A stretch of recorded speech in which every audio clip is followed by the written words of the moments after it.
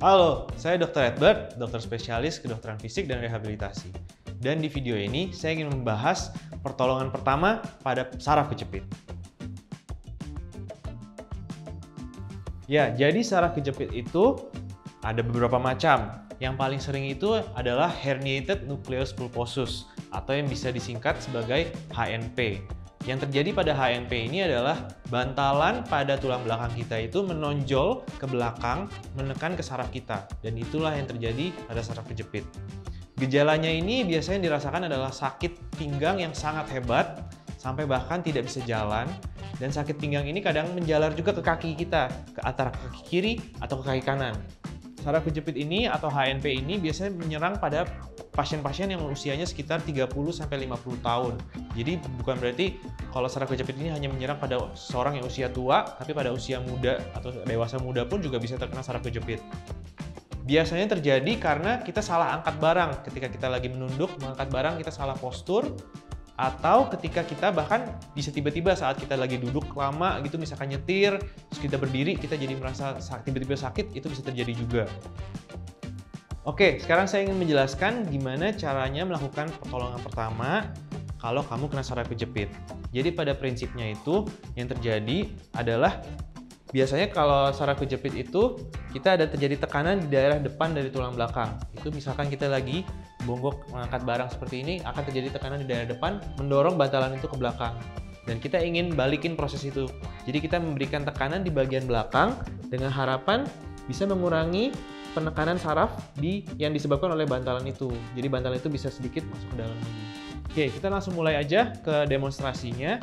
Jadi misalkan kalau kalian kena saraf kejepit, yang bisa dilakukan pertama-tama adalah coba untuk tidur tengkurap dulu. Tidur seperti ini. Senyaman mungkin, kalau emang serileks mungkin kalau bisa. Di posisi ini. Ditahan selama, kalian tidur dalam posisi ini bisa selama 5-10 menit. Usahakan rileks.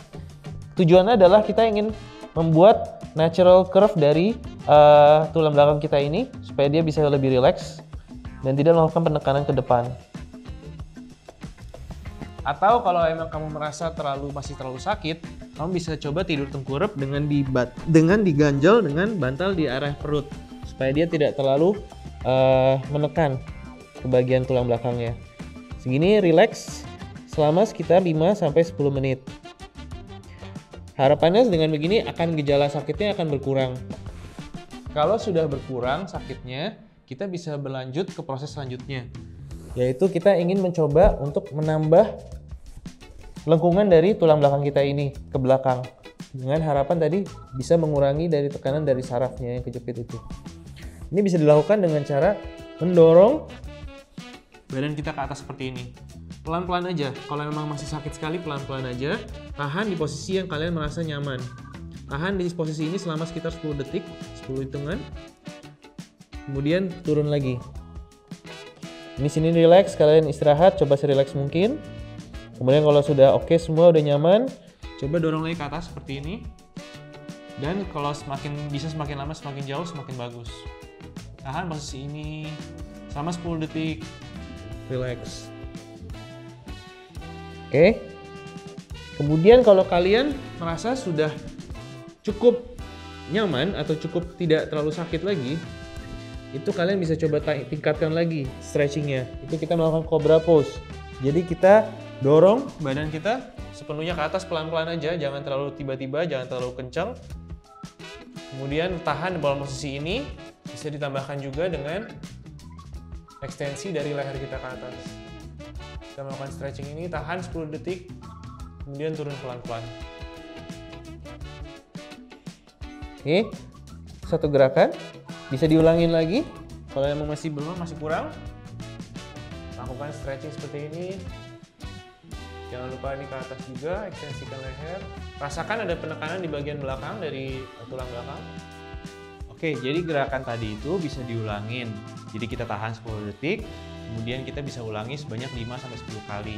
Atau kalian nyamannya sampai berapa kali juga. Misalkan bisa diulang lagi dalam beberapa jam lagi untuk mengurangi rasa sakitnya.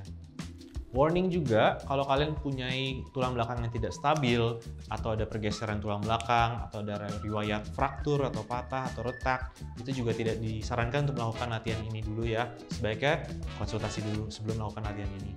Mungkin setelah melakukan gerakan-gerakan tadi kalian merasa baikan, tapi ingat bukan berarti kalian sudah sembuh karena kalian baru saja mengalami cedera dan ini bisa saja berulang lagi.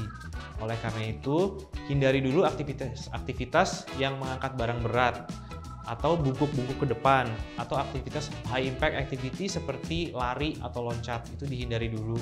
Dan saya tetap menyarankan kalian untuk konsultasi dulu ke dokter dan untuk dilakukan terapi lebih lanjut. Terapi lebih lanjut ini nanti dimaksudkan untuk memperkuat otot-otot tulang belakang kita supaya kita tidak kambuh lagi. Dan juga kita bisa mengurangi ketegangan-ketegangan otot yang terjadi karena sakitnya ini, supaya kalian juga lebih nggak sakit atau lebih nyaman. Untuk tahu cara latihan penguatan otot tulang belakang yang sederhana dan bisa dilakukan di rumah, bisa dicek videonya di channel saya. Please support channel ini supaya kita bisa bikin video seperti ini lagi. Saya Dr. Edward, semoga bermanfaat untuk kalian. See you on the next one.